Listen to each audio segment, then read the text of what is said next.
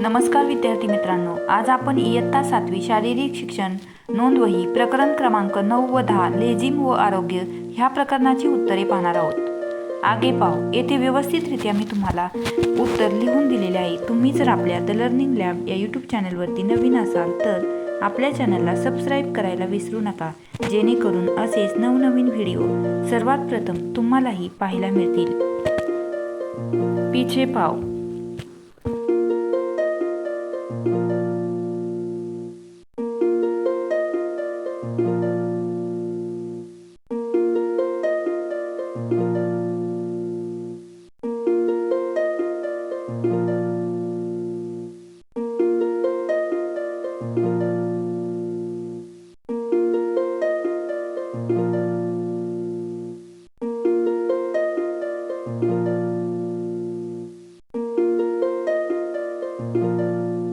पुढील प्रश्न पाहण्या अगोदर एक लाईक करायला विसरू नका।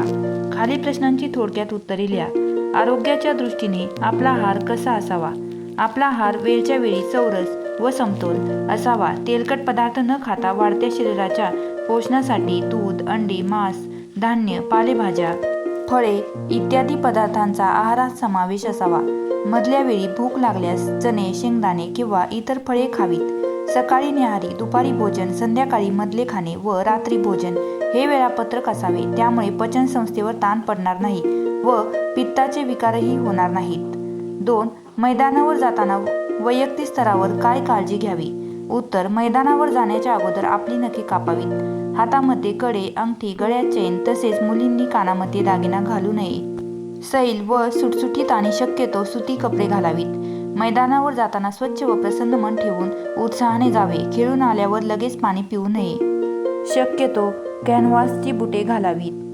प्रश्न क्रमांक 3. प्रथमोपचार महत्त्व सांगा। रुग्णाची स्थिती अधिक न बिघडून देणे यासाठी प्रथमोपचार खूप महत्त्वाचे असतात। अतिरक्तस्राव होणे, श्वास कोंडणे, विषबाधा होणे या परिस्थितीत प्रथमोपचार मिळाल्यास रुग्ण लवकर बरा होतो। प्रथमोपचार हे अगदी प्राथमिक उपचार असतात।